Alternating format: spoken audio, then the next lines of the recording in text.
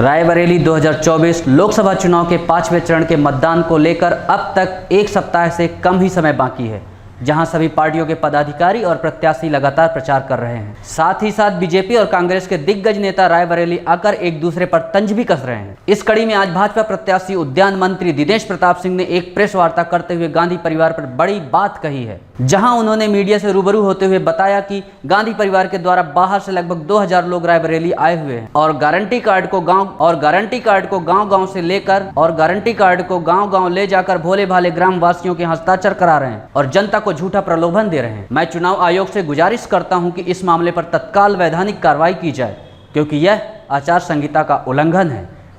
वहीं मीडिया ने 100 साल पुराने रिश्ते को लेकर जब भाजपा प्रत्याशी से पूछा तो उन्होंने कहा, गांधी परिवार का रायबरेली से कोई भी नाता और रिश्ता नहीं है। रिश्ता और नाता तो केवल दादा परशुराम के पिता बीरापासी के वीर पराक्रम की धरती है। आप तो केवल रायबरेली की जनता को बेवकूफ़ बनाते चले आए हैं। सन 1952 से लेकर 2024 तक गांधी परिवार ने रायबरेली के किसी भी मां के पेट से जन्मे बेटे को आज तक लोकसभा से लेकर विधानसभा एवं राज्यसभा तक प्रत्याशी नहीं बनाया। आपने केवल प्रत्याशी अपने कंडक्टर और ड्राइवर को बनाया।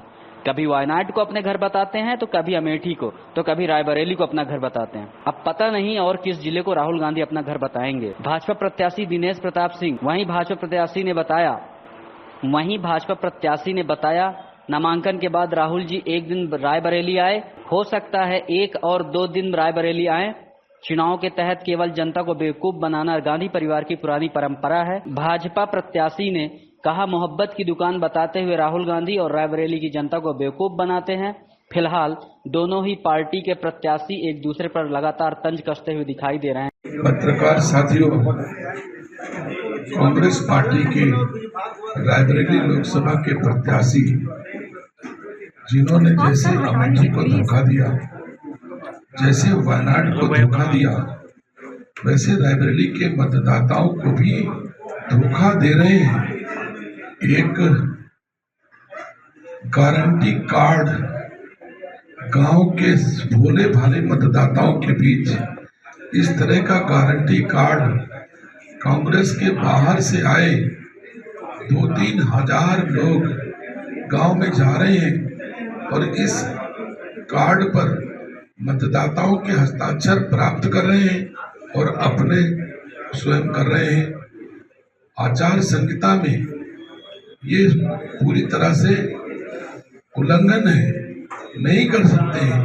किसी को लोभ दे करके उसका वोट लेना आचार संहिता का उल्लंघन है। और इनके द्वारा कहा जाता है कि आप हमका वोट दो, मैं 1 लाख रुपए चुनाव बाद आपको सरकार मेरी बनेगी तो आपके घर पहुंच जाएगा। सम्मानित साथियों, आप हमको बताओ, इस आचार संहिता के उल्लंघन में कार्रवाई होनी चाहिए। अगर किसी ने किसी मतदाता के हस्ताक्षर प्राप्त किए हैं, एक अनुबंध कर रहा है, एग्रीमेंट कर रहा है, तो ये किसी दशा में उचित नहीं। किसी के हस्ताक्षर प्राप्त करना और लोभ देकर के किसी का हस्ताक्षर प्राप्त करना, ये आचार संहिता का उल्लंघन है। मैं चुनाव आयोग से अपील करूंगा कि ऐसे कृत्य जो कांग्रेस पार्टी के द्वारा किए जा रहे हैं उसको रोका जाए और इनके विरुद्ध जो भी वैधानिक कार्रवाई हो, मतदाताओं को लोभ देने की अथवा उनके हस्ताक्षर लेने पर जो भी संविधान प्रदत्त दंड हो वो इनको मिलना चाहिए, क्योंकि ऐसे कृत्यों से निसंदेह चुनाव प्रभावित होता है। और चुनाव मेहनत करके, परिश्रम करके, कैंपेन करके जो आदमी नहीं जीत रहा है वो इस तरह के फंडे अपना रहे हैं।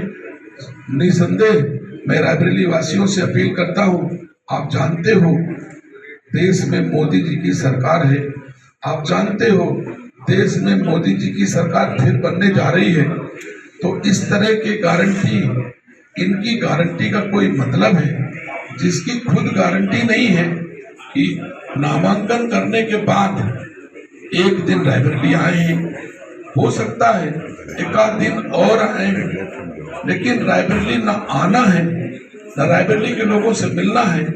खुद का पता नहीं, खुद की गारंटी नहीं है कि वो कभी अमेठी को अपना घर बताएंगे, फिर वायनाड को घर बताएंगे, फिर रायबरेली को अपना घर बताएंगे। इसकी क्या गारंटी है कि 4 जून के बाद किसी और जिले को अपना घर बताएंगे?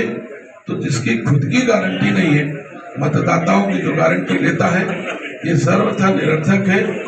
मैं चुनाव आयोग से आग्रह करूंगा इस पर तत्काल कार्रवाई सुनिश्चित हो।